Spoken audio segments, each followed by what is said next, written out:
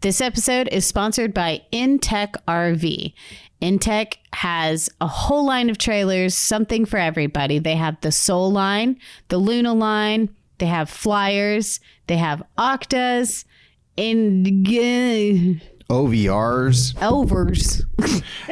And they have plans for new trailers too. So pay attention to InTech RV. They're paying attention to us. They're paying attention to you. And they brought you this episode of the RV Small Talk podcast. Are you going to take out that weird noise I made? No.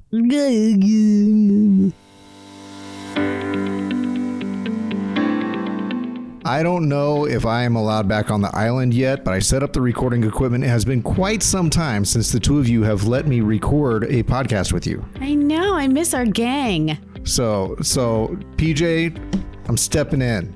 Please. Back on the mic. Well, and if you don't, this is going to be a really weird podcast because you are the geek that knows all about what we're talking about. So I know how to Googles. Well, and you can read the words and understand them. So, because you're that guy, you are a detail guy. So what are we talking about today? Well, I was thinking we just had a rather cool event.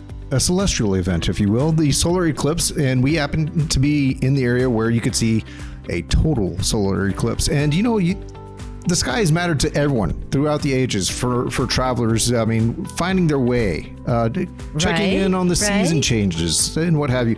So why not look at, of course, eclipses, but other solar celestial things going on that may be of interest to people who like to travel as well. Maybe it's a reason to travel, and we can talk about the things you can see and where you can go see them. Sounds cool. I'm ready to learn something. Me too, because I just printed stuff. I don't believe you. I don't believe you, Clint. Welcome to the RV Small Talk podcast, where we talk about the people, places, and adventures that go right along with the tiny trailers and truck campers that you may buy here, there, or anywhere. I got that all mixed up, but I think you all get it. They had me off the microphones too long. I digress. We're your hosts from Princecraft RV. I am Clint. I'm PJ. And I saw a total eclipse yesterday. Of the heart. It was so cool. It was so cool. I just have to say, I knew it would be cool, but I just kind of laid there on the concrete with my mouth open. It was kind of crazy. That's what everybody kept saying. They kept saying, well, I didn't think it would be this cool. Yeah. I was like, are you serious? Just the fact that other solar eclipses I've been around, they weren't total. So you didn't have that level of darkness for 4 minutes. I mean, you got a nice eerie power nap in. It was eerie. I have never seen a total eclipse, and most people haven't. I mean, it's not a thing that you get to pick and choose every now and then. You know, it's not quite like going to the Bloom Festival and saying, been there, done that. I've driven in South Texas, so I've seen quite a few totaled eclipses. Oh, no. But yeah, that's it's a joke if anybody missed it. A dad joke. So I mean, just to get this started, we are in Central Texas, which is a pretty good place to be for this past event on April. Was it yesterday 8th? Is it 8th, right? Yep. On April 8th of 2024, if you're listening sometime in the future, which I hope you are, because it's hard to record these things and have you listen the other way. So, do you know, I found it really interesting that CNN had all of this coverage for like 3 days from Bandera, Texas, which is where we have all our rallies. Yeah. CNN was in Bandera. CNN covered eclipses from Bandera, Texas, the cowboy capital of the world. They got muckety muck on their boots, I can tell. Well, I don't think there's any way around it if you're in Bandera. So let's talk about some of the things that you can see just by looking up at the right time.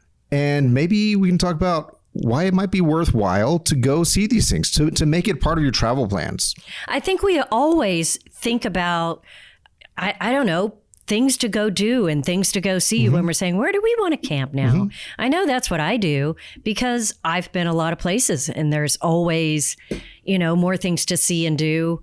And what's up in the sky is always cool to see. Sure. And historical things have always unified us. We go to places that have old traditions and old communities and what have you, and old buildings and all that. And you have a sense of kind of connecting with people from a past time. There's nothing more connected to us than something as long withstanding as the stars. stars. The stars are super old. It turns out, and people have been looking at them for a how long old time. do you know? Because I have no idea. mean, Just a lot of old. They older than your grandma. Well, I hope so. So, Do you have? I have to say, do you have the app where you can hold it up and see all the constellations? yes, And I do. I think I currently do. Sometimes my apps come on and off my phone depending on space and all that. But I think I still have it because my last big family trip last summer was specifically to see stars. really, That's the whole reason I went out to the Davis Mountains and McDonald Observatory was I wanted my kids to have their minds blown by stars. So I looked at the lunar calendar. When is it going to be a new moon? So that it's not adding extra brightness to the sky. And that was the whole point. Drive to West Texas, see stars. So Wow. that's why we did it. well, I used to have it on my phone too, and it's not there anymore, or it quit working. I can't remember what. Oftentimes I find with my phone, if I'm not using an app for a while, it offloads it and you have to download it again. It's like you have the icon, but you still have to do something. Oh, is it not what we were talking about, Lindsay? Hey, we got a whole But lot wait. of stuff to get through here, guys. Okay, but I think, the total eclipse was yesterday. Yes. And all the planets lined up. We also had planetary alignment yesterday. Like 8 planets or something like that? I don't know. I Yeah, didn't pay 8 as much planets attention to lined that. up. It was really this great convergence of all this cool stuff. And so I woke up in the middle of the night with these weird dreams. Lindsay's going to kill me because this has nothing to do with what we're talking about. Oh. And my phone had popped on bright and it was giving me all of these words and Chinese and all kinds of languages. And then Your it said phone bonjour. reset. Then it said hello. And I was like, You had a software update. and I was going, what is happening? And my mind was like, I just started having all these moments. That's and then hilarious. I realized, wait, my phone's updating. Yeah, that's an update. I And it was actually like did the 2 in the same morning. update 2 nights ago. Wait, So Your weird. phone updated and you thought it was the apocalypse? I had no idea. But I woke up and the phone lit up like right after I opened my eyes. And then it starts doing all this writing Yeah. on the front like the Apple phones do when they update. And I was, you know how you wake up and you can't remember where you are? Yeah. I kind of Yeah. had this moment of, what is that? Oh my gosh. Oh, someone took over my phone. Oh, wait. Maybe something did happen yesterday. I was just all crazy. Wow. Okay, so I had a dream that I was traveling in Machu Picchu and then someone was nuzzling me and woke me up. I opened my eyes and it was the alpacalypse.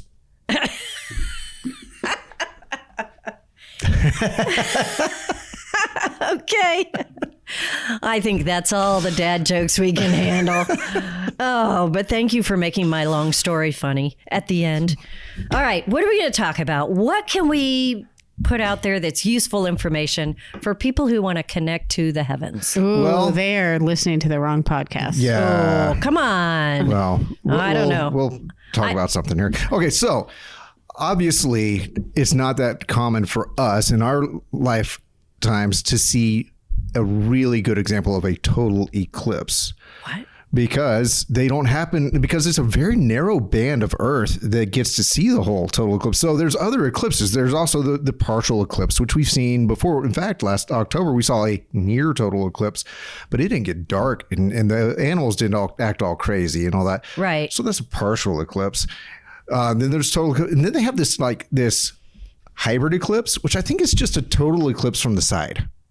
What? When I read about it, if you look it up, and anyone can look it up because it takes like a second. You have total eclipse, partial eclipse, and hybrid eclipse. And the way I read it is if you don't see a total eclipse, you're seeing a partial eclipse, but someone who's in the right area is seeing a total eclipse. It's just a hybrid eclipse. So I don't know. It's the prettiest of all eclipses. Hi. Okay. And then you have lunar eclipses. Yeah. So what is a lunar eclipse? Well, that's Well, it's where a planet goes in front of the moon. well, a specific planet. Our planet. Our planet. Our planet. Whoa, okay. When- Quit laughing at me. when we get so completely between the sun and the moon, We're like, break it up, you guys. yeah. But before we go too deep on the schedule of lunar eclipses that you may be able to travel and see coming up, let's talk about what the solar eclipses that you may be able I to see. travel. You have a schedule Yeah. here. Yeah. That's so Oh, that's what I nice. want to see. So And we're going to try to put some of these images in the show notes. And I also have links I'm going to put in there. Like what we've been talking about so far is from science.nasa.gov/eclipses, more slashes than words. So October 2nd is an annular eclipse, but you're going to have to drive. There's going to be some areas in North America and whatnot, but it's mostly going to be more South America, Antarctica, Pacific Ocean, and stuff like that. So, and that'll be a partial solar eclipse. Yeah. March 29th of 2025. You're going to have to be, you'll be able to see it in North America and South America. You're going to have to cross some water otherwise. And then you're going to have to wait till March. So there's a partial solar eclipse March 29th and 2025. Yeah, sorry, 2025, the next year. And that will be visible from part of North America as well. There's another partial September 21st, 2025. That one is, you'll have to be in Australia for that, or Antarctica. Or in the middle of the ocean. I wonder if you can see it from Hawaii. You should watch it with Wilson. And look, the next one is February 17th, 2026. And guess what? We don't get to see that one either. So that's a different type of eclipse. That's an annular, and that is where the moon is on its path. It's significantly further away from the Earth. That way, even though it passes pretty much through the center of the sun, it is prospectively smaller. So you still see a bunch of the sun around the edge, and they call it annular because it's like a ring or a wedding ring or something like that. So it still would be a total eclipse if the moon were closer to us versus farther from us. Or if it was just bigger. We just add some water, it'd swell up. Just grow it a little bit. Yeah. So really, out of all the solar eclipses coming up in the next year and a half, now that people are interested and kind of curious about all this, the only one that really, over the next 18 months, is visible where we are is going to be October 2nd. In 2024. Is that right? There is an eclipse on August 12th of 2026, and they say some of North America will be able to see it. So we're going to have to, I have, like I said, links that will be in the show notes. So if you're looking for a total eclipse, it's going to be a narrow band. What did we learn? I think this one at its widest was like only a band of only 50 miles really got the true experience. That's crazy small.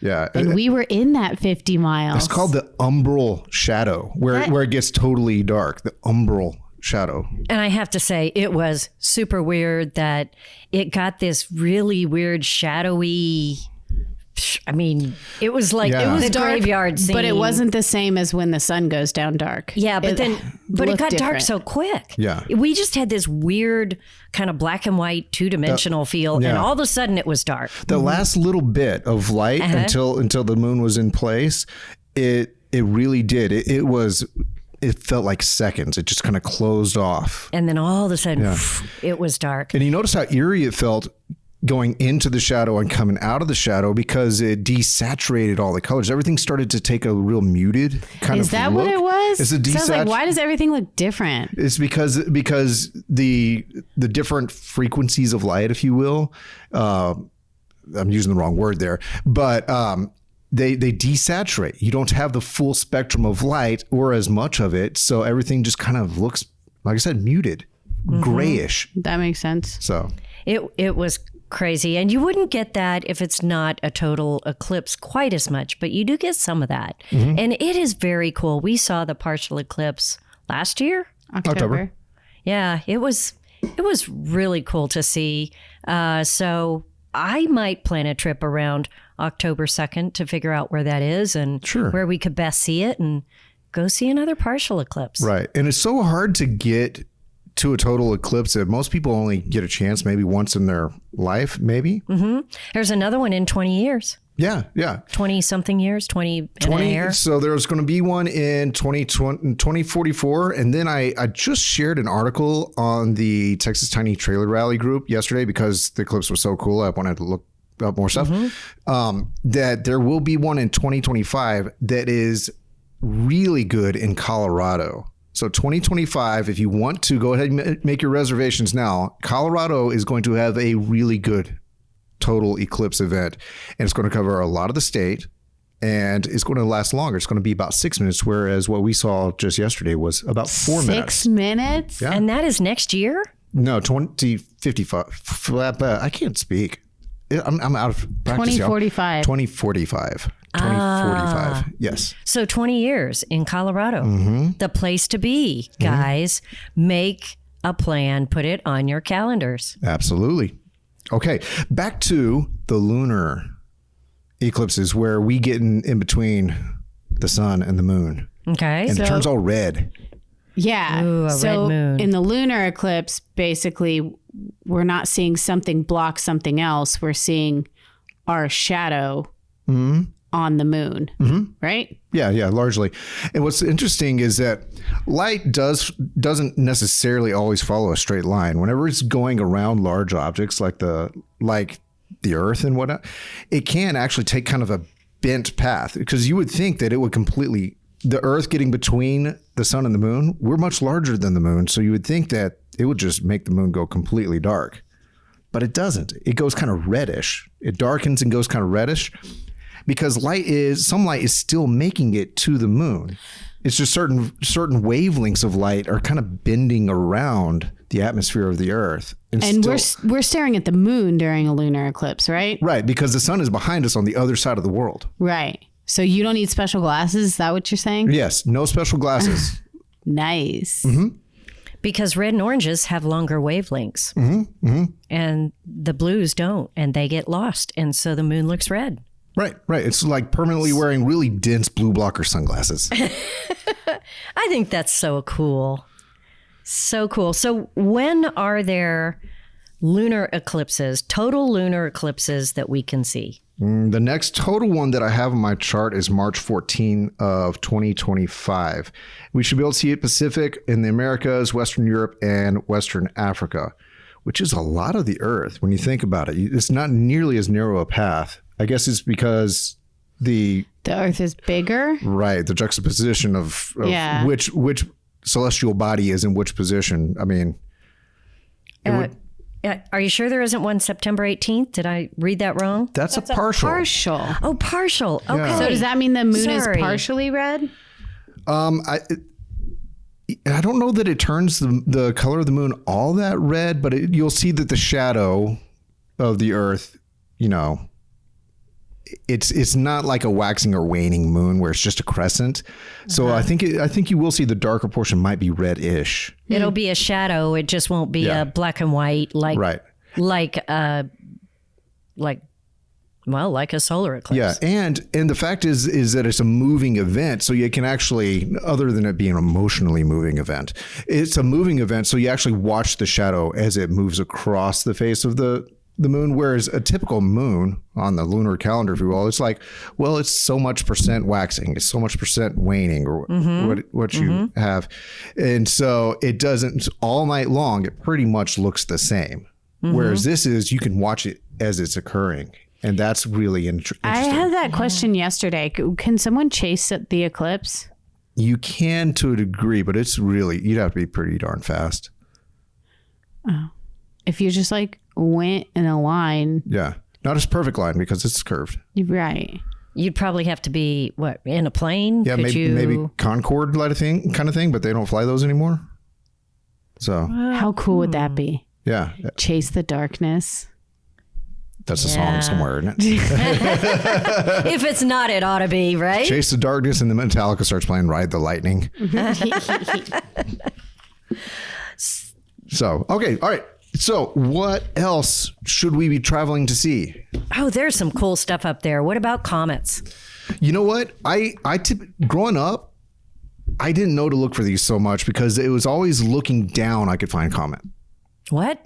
Cleaning toilets and Comet. bathtubs. Oh. It makes your teeth turn green. Comet. It tastes like Listerine. Comet. Does it? It makes Gasoline. you vomit. I don't remember the words. I'm just trying to think of things that rhyme with "een." Kerosene? Oh, yeah. So the comets, it turns out these things, I mean, we know what they are. They're basically big balls of dirty ice from way back when our galaxy was formed. But now they're on fire. But Well, you know what? I wouldn't say on fire, but it's interesting because they don't have a tail most of the time. So it's like this. It's not a meteorite because it's not rock. It's a ball of dirty ice flying around in these really large loops. Some of them take not hundreds of years, but thousands of years, maybe even millions of years to come around. So they're still discovering these things, but until they get close enough to a heat source like the sun, it's just a ball of ice with no tail. But when it gets close enough to the sun, it basically turns the ice in the comet to a vapor instantly. And that's where you start seeing the tail form. And it can be thousands of miles long. And that's the tail of the comet. And they're tracking these things. There's comets in the sky right now. It's just some of them are so small or so far away, they're hard for us to see. So you have to go to this site that I have listed here, www.space.com/comets, Ishmael, and they will help you to track all the hundreds of comets that are in the sky right now. You might need binoculars for some of the bigger ones. You might need a telescope for the slightly smaller, further away ones, or you might need help like an observatory otherwise. And if you need that address so that you can actually find it, look in the show notes because it'll be there on the place to find the list of the comets. Yeah, there are a few comets of note right now. Right now, they call it 12P or Pons Brooks, and it is visible right now or soon. April 21 is when they're kind of saying it's going to be at its best. Closest approach to Earth, June 2nd. Hey, that's my birthday. Is it? Happy birthday. You're going to have a comet. I get to have a comet for my birthday? Yeah, it's just named after Pons and Brooks, not you. And you'll be able to see it in the Northern Hemisphere. Southern Hemisphere will get it later on. It has a 1 star behind it, so it looks good. That's also the brightest one this year, according to your notes. That's right. I tried to bold things so that we could pick things out. Yeah, that's kind of cool. And it's visible to the naked eye. You can just look up and see it if you know what you're looking for. And a nice thing about comets is you should be able to see it anywhere from the contiguous lower 48 states or even Canada or what have you. Anywhere in the Northern Hemisphere, you should be able to see it in the night sky. So can you see it every night? Do they tell you what time? For that span of time, as long as there's no cloud cover or no other bright lights causing light pollution, for that span of time, you should be able to see it in the night sky any of those nights. It's just that there will be better nights when it's, brighter or more visible. Well, how do you know what time to look up? It's probably when you should go to starwalk.space/ I'll have that link in the show notes. Okay, so a comet is just going around the Earth? No, just around in space. Yeah, and basically what you see, they're passing through our galaxy. Some of them stay within our galaxy, and they kind of go in and out beyond the asteroid belt and beyond that. But they could be going even further loops outside of the solar system, and they could stay way out there. Like I said, some of them may take millions of years to make a circuit. There may be humans who may have never seen some of the comets that are inbound at this time. So they're always discovering more comets as they're coming into view. That's crazy. That is crazy. So this comet Pons Brooks, which is, I'm sure, named after someone. So I want to point out that they say in April, it is the brightest, and you probably can see it with the naked eye. Now, when it gets to be June, you can still see it. It's closest to the Earth, but you may need binoculars. Right. Now, I don't understand that. Is the comet getting smaller? I think it's because of where it is in relation to the sun. The sun makes it brighter. So it's all in relative terms. What we see how much light is reflecting off of it in its tail, and the closer it is to the sun, the more debris is coming off of it, and the more reflective it is. So I think it's not so much that it's closer to us makes it easier to see. It's closer to the sun makes it easier to see. Okay. That sort of makes sense. It does say it has an orbital period of 71 years. So you better catch it now. 71 years. Wow. Yeah. I'm going to skip this next one. It's called Olbers, but look it up. It's on that link that I'm going to have in the show notes. The one that I think you really want to pay attention to is this one with the 3 stars. It is called C 2023 San Han Sin. Tuchin Swan.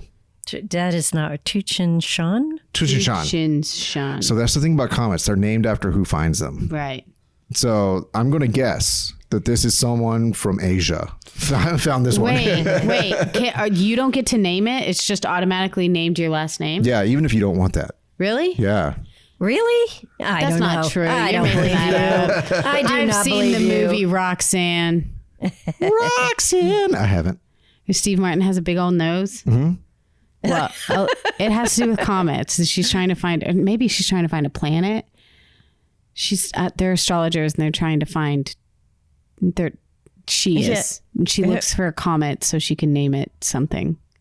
I don't remember. So she's an astronomist. Like, not astrologer. yeah. No, there's a difference. She's a Gemini. Yeah, that's different. Anyway. So, but this comet that we can't pronounce, yes. it has earned the title of a great comet because it's exceptionally bright.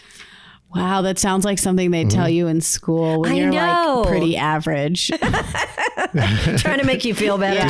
This is the GT comet. Yeah. Do you think this comet has really sensitive feelings? super great, y'all? So look in the fall sky, September 27th. The closest approach to Earth will be October 12th, which is my mom's birthday. And this is the one to look for. If you're going to look this year, this is the one in North America. Into September and early October for the Chushinshan Atlas comet. Wow. You done good.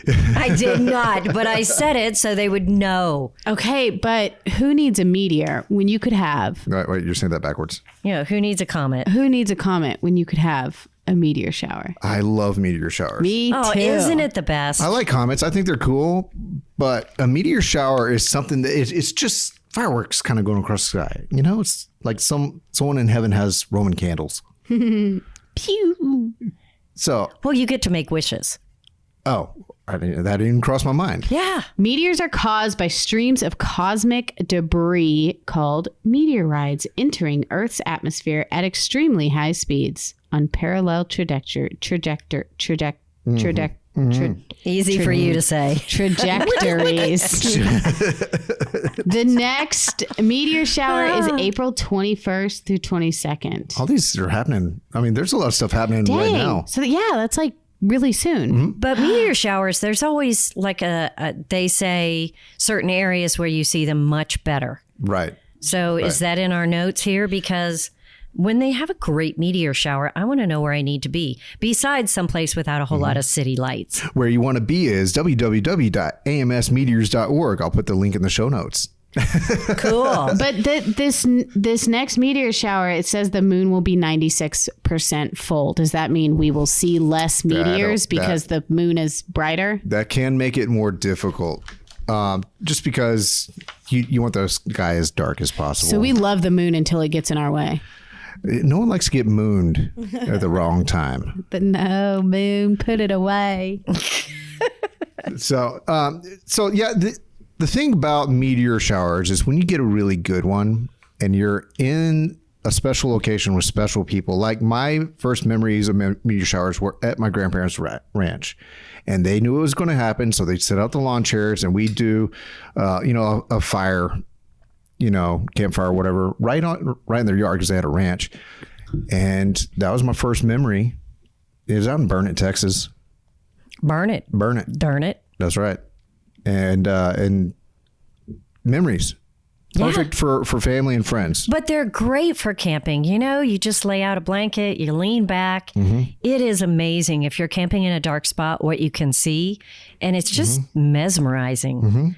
So there is one that is going to peak on May 4th and 5th, which is not very far away. And the moon will only be 14% full. That'll be a good one. So that is a great time to go camping, y'all. May 4th through 5th. Let's go camping, Lindsay. Oh my gosh, there's a ton of them. All right. There's another one in July. It's the Alpha Capricornids. It's the crap sounds like something meteor you don't shower. want. But it's another one. It'll be July 30 through 31. And the nice thing about it is a moon that is only 20% full. So, Man. and the Perseids in August. I bet there are people out there who like meteor shower chase. There's one November 4th through 5th, and the moon is only going to be 11% full. 11% full. So I could not find the number fast enough. My eyes were like glitching. Yeah. And the one that always comes to mind to me is the one in November, the Leonids. That one always comes to mind. And this year it shows that you don't want to watch it because the moon is 94% full. This one says the Taurids, which is the November 4th through 5th one, are rich in fireballs. And I just love that sentence. What does that mean? I have so many fireballs. It means there will be, it's active. Yeah. I think that just means, depending on the size of the material falling through the atmosphere, the size and whatever it's made up of, it's just, you're not going to have so much the thin, like hair-like streaks. You're going to have larger, more bursty kind of things to look at in the sky. So if you guys haven't figured this out, this is the layman's version of what you can see in the sky. Yeah. But stuff that we thought was really cool. And when we started looking it up, we thought we'd share it with you. Mom, this isn't an astrology podcast. Come on. I know. I can't read your horoscopes. I hope not. We're just trying to inspire ourselves and others to go chase, stars and whatnot. There are meteor showers like all the time. Yeah. I had no idea. All the time. Even when it's not a meteor shower, you may still catch a shooting star, which is just a meteor. It's a baby meteor shower. Just a single one. A meteor sprinkle. They've been alone long enough. They're like, I'm done with this. I'm falling to earth. I'm out. Burning up in the atmosphere all alone.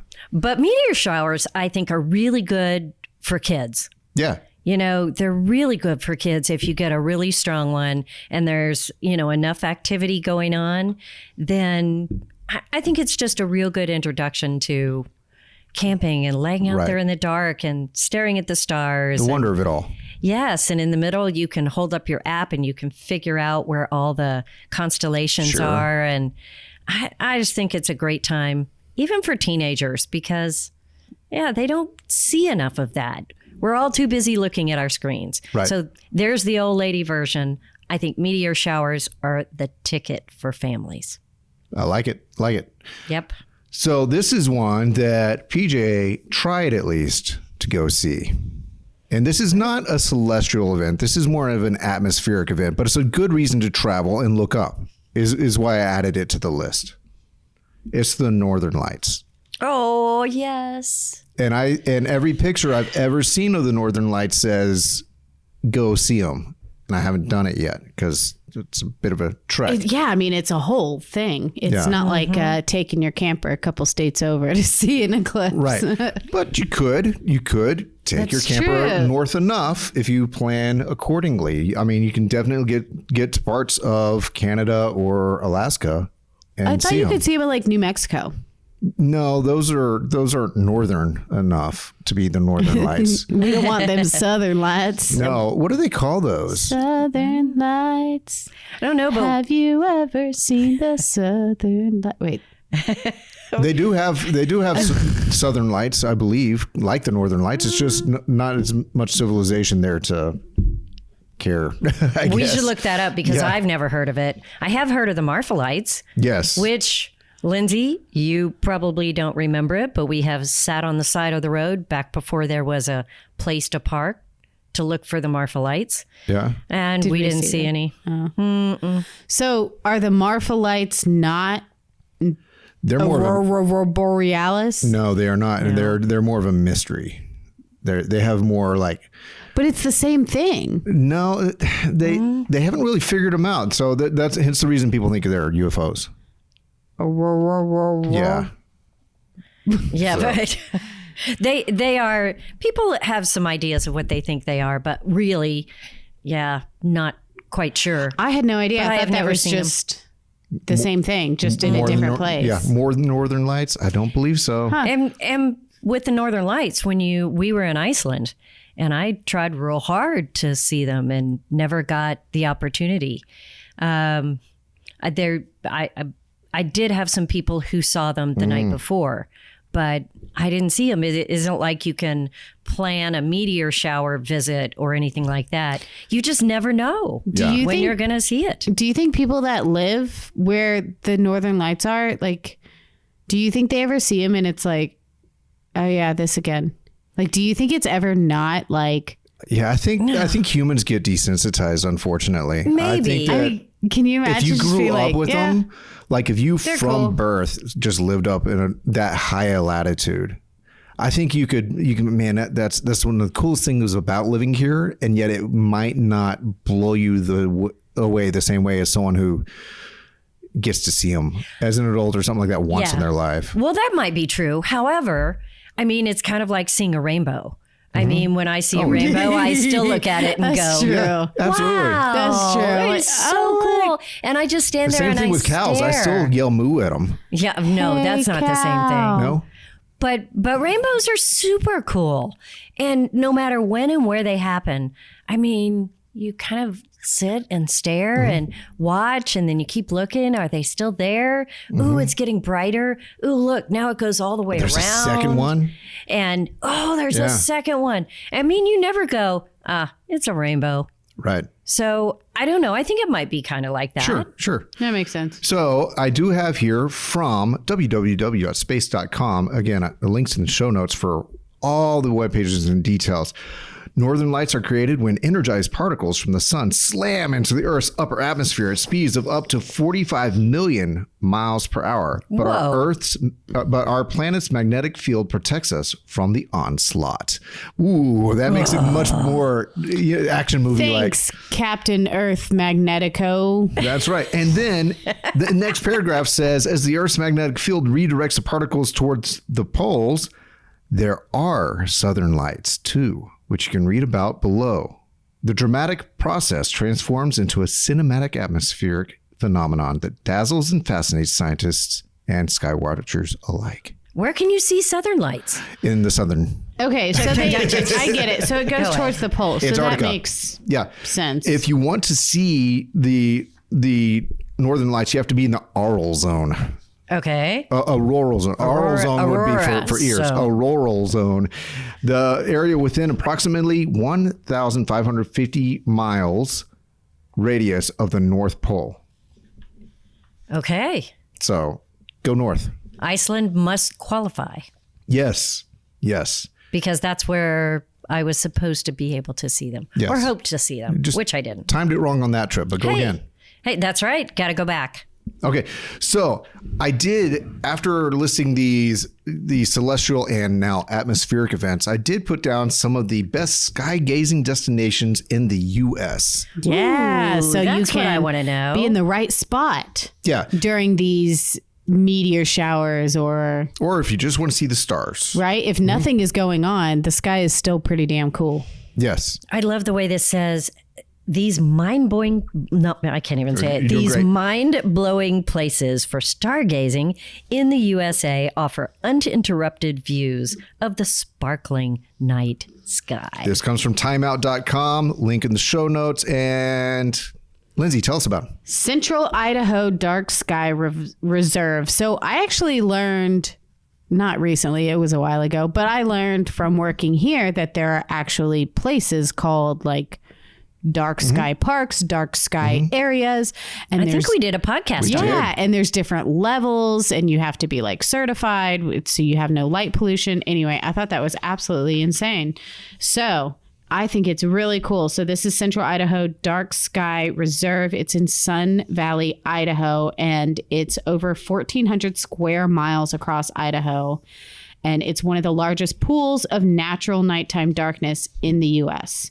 So go If you're looking for a reason camp in the to dark. put that sticker on your U.S. map saying you went to Idaho, and you're like, why would I go there? And you've been missing Yes. it. Go for the stars.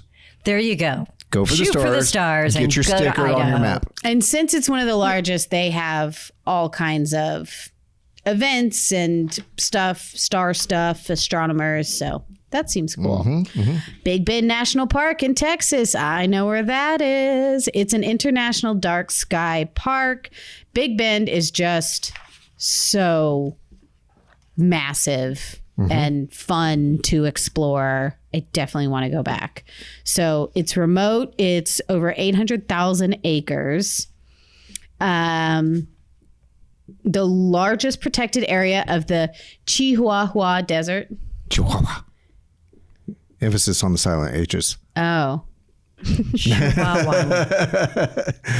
So this is the area that I was in last summer when I went to the Davis Mountains and the McDonald Observatory. If you can get to any observatory, they're going to be in dark places. And so, yeah, hopefully. So, Really? and oftentimes, and oftentimes they have really great educational things going on and events. They call them star parties and all that. And my kids loved going to the star party that we went to. And it is a dark sky area, and they will teach you about what that means. And they're like, all the cities around have to agree to use a certain type of city light so that it's not reflecting, it's not pointing up at all, and it reflects very little off the ground. So it's a lot of fun, neato stuff. Oh, the McDonald Observatory is really cool. And if you were going to Big Bend, you just need to plan to stop there. It's at Fort Griffin, and it's just amazing. And what a great piece of the world to visit, you know, down south. And then you go down to Big Bend, and there is camping in the Big Bend National Park, but then there's Big Bend State Park right next to it. Right. And if you are a boondocker and you love being out by yourself, you can go into the state park and you can literally get lost. Yeah. I mean, it is incredible. Watch your time of year when you get lost there, because it gets hot there in the summer. Yeah, Very it's hot. and it gets cold in the winter. Yes. Yeah. You know, Big that's Bend true. had snow last year or year before last. That's right. It's crazy. Yeah. For Crazy being world. that far south in Texas. Desert and cactus everywhere. It's just fabulous. Have any of you guys been to Canyonlands National Park in Utah? I have not yet. I haven't. No. Well, it's kind of like Big Bend, except for there's canyons. Oh. Wow. There's And it is a gold tier international dark sky park. Is that the gold topest? tier. It's got to be the topest. Okay, It's one of the it's darkest one of the skies. darkest skies in the USA. That I want to go there. I mean, we need to go there, guys. And there's a million reasons to go to Utah. yeah, Absolutely. Absolutely. I think you could go hundreds of times and still have so much to explore. You know, I think Canyonlands National Park is not one that's well thought of. It's not what comes to mind when you say, Yeah. hey, let's go visit a big national park. You I don't think of, it has the same level of know- amenities, but it has a crazy amount of just wow factor. I think that might be it. It's more desert-ish. Yeah, maybe so.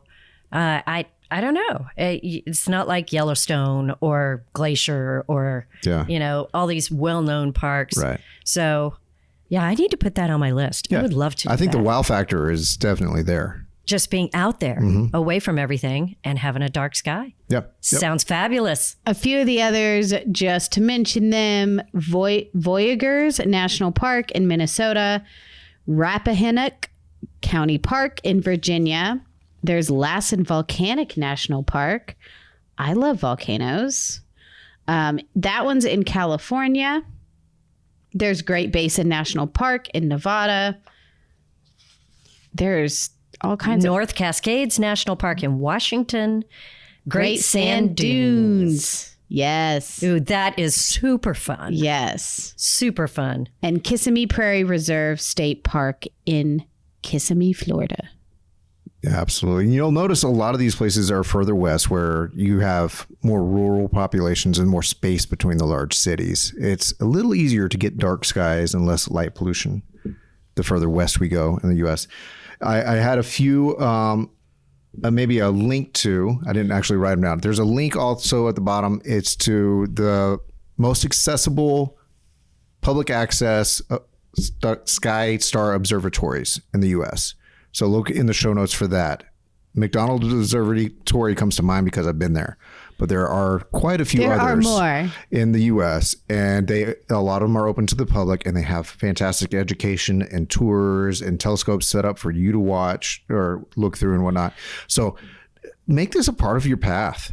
Mm-hmm. Even if it's not like the main reason you go somewhere, how cool to kind of work it in on the way there, stop at an observatory, because you're going to be camping in dark places. Maybe it's not a dark sky park, but I don't know, kind of a cool thing to keep track of. And yeah, I don't know. Work it into your camping, as Clint says. Yeah. It's some cool stuff now that we have all been wowed by the eclipse. That's right.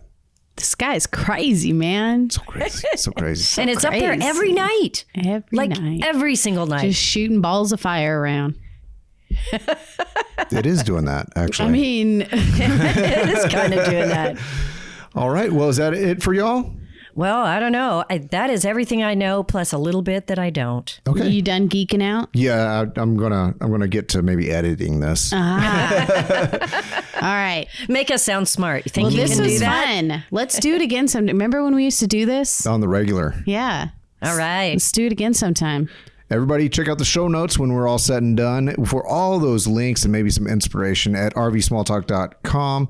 And you can head on over to find out about our rallies, Texas Tiny Trailer Rally and the Texas Truck Camper Rally. Just look them up, do a Google search, and we are there. You'll find dates and times and events and sign up and registration. Just look for TexasTinyTrailerRally.com and TexasTruckCamperRally.com. And I think that wraps us up for this event. Actually, we have a sponsor for this episode, don't we? We do. We do. Well, we should we mention them at the beginning or at the end? Let's do it at the end. Since we're here. So this episode has been graciously sponsored by our friends at Intech RV. They have a fantastic line of all welded aluminum cage campers that can cover you from off-road trips to more your glamping style. If you want something that can really just be kind of an heirloom camper that is built to last that long, that you can enjoy it for your life and pass it on to your kids, Intech RV makes those. And they have something for everybody. They have teeny tiny ones, and they have big 30-foot, beautiful, luxury looking RVs. I mean, everything is top notch, but no matter what you're looking for, if you want a box with AC, That's me. Yeah, then That's what Clint has. Intech has it. Or if you want something to go off grid with a little luxury on the inside, and it's got all the ruggedness that something that's getting off the path needs, they've got that too. So really crazy how they can almost have something for anyone. So check it out, intechrv.com. That's INTECH RV.com. And just because it's neat, it makes sense for them to sponsor this episode because they have a model of trailer called the Luna. Oh, that's true. And they have a family of trailers called Soul. Including the Soul Eclipse. That's right, including the Soul Eclipse. Oh, that's true. So this made a perfect, fit. You know, my That's right. favorite thing about Intex is that some of them have those big windshields in the front, which is perfect for staring at the sky That's in right. your trailer. Boom, boom. Buy an Intech, go look at stars. Love See? it. Okay, thank you very much, Intech, and thank you, everyone, for listening to this episode of the RV Small Talk podcast, and we will get another episode out to you soon. Bye now. Bye.